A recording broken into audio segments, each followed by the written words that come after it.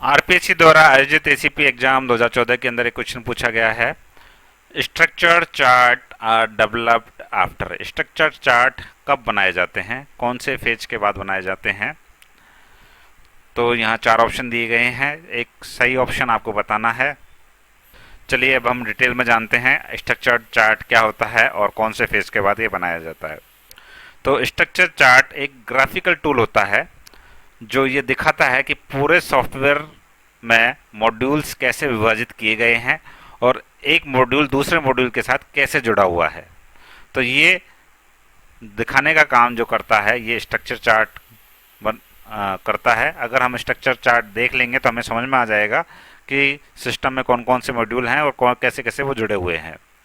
तो एसडीएलसी में ये कहाँ पर बनाए जाते हैं, मोस्टली ये डिज़ाइन फेज़ के बाद या डिज़ाइन फेज़ के दौरान ही बनाए जाते हैं, लेकिन कोडिंग और डेवलपमेंट से पहले पहले बना लिए जाते हैं ताकि डेवलपर को कोड लिखने में आसानी रहे, उसको स्ट्रक्चर पहले से पता हो।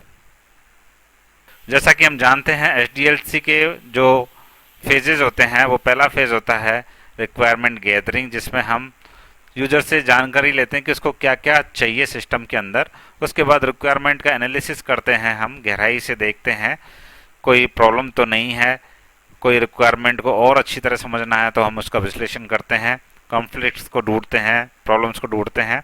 और डिज़ाइन फेज़ के अंदर हम मॉड्यूल्स बनाते हैं, मॉड्यूल्स की डिज़ाइन बनाते हैं, इंटरफेस और डेटा स्ट्रक्चर ये सब तय करते हैं। और कोडिंग फेज़ के अंदर हम उस डिज़ाइन के आधार पर प्रोग्राम को लिखते हैं। और लास्ट फेज होता है हमारा इम्प्लीमेंट का। तो फिर स्ट्रक्चर चार्ट क्या दर्शाता है, स्ट्रक्चर चार्ट सिस्टम का मॉड्यूलर बिहेवियर, मॉड्यूलर ओवरव्यू हमको दिखाता है, मॉड्यूलर के बीच में क्या हायरार्की है, डेटा और कंट्रोल कैसे फ्लो हो रहा है, हाई कोहेंशन और लो कपलिंग है या नहीं, ये भी हम देखते हैं स्ट्रक्चर चार्ट के अंदर। और स्ट्रक्चर चार्ट मतलब डिज़ाइन का ब्लूप्रिंट। तो ऑप्शंस देखते हैं। ऑप्शंस तो फर्स्ट दिया गया था कोडिंग, तो कोडिंग तो बाद में की जाती है, स्ट्रक्चर चार्ट के आधार पर ही कोडिंग की जाती है। तो पहले स्ट्रक्चर चार्ट होना चाहिए, उसके बाद ही कोडिंग की शुरू हो पाएगी। सेकंड है रिक्वायरमेंट गैदरिंग। रिक्वायरमेंट गैदरिंग तो इनिशियल स्टेज होती है किसी सॉफ्टवेयर को शुरू करने की, पहले हम जानकारी इकट्ठा करते हैं क्या यूज़र को चाहिए। तो ये ऑप्शन भी गलत है। ऑप्शन नंबर जो डी है वो उसमें रिक्वायरमेंट एनालिसिस कहा गया है, तो रिक्वायरमेंट एनालिसिस भी गलत है क्योंकि हमें डीप अंडरस्टैंडिंग होती है, लेकिन चार्ट तब बनता है जब डिज़ाइन शुरू करता है। एमसीक्यू भी पूछे गए हैं, उनको देखते हैं स्ट्रक्चर चार्ट में कौन सा तत्व नहीं दर्शाया जाता।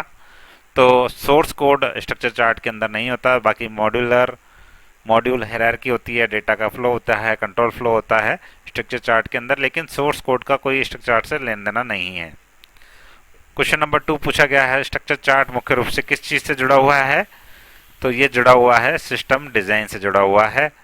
और स्ट्रक्चर चार्ट क्यों बनाए जाते हैं, मॉड्यूलर डिज़ाइन को दिखाने के लिए स्ट्रक्चर चार्ट बनाए जाते हैं।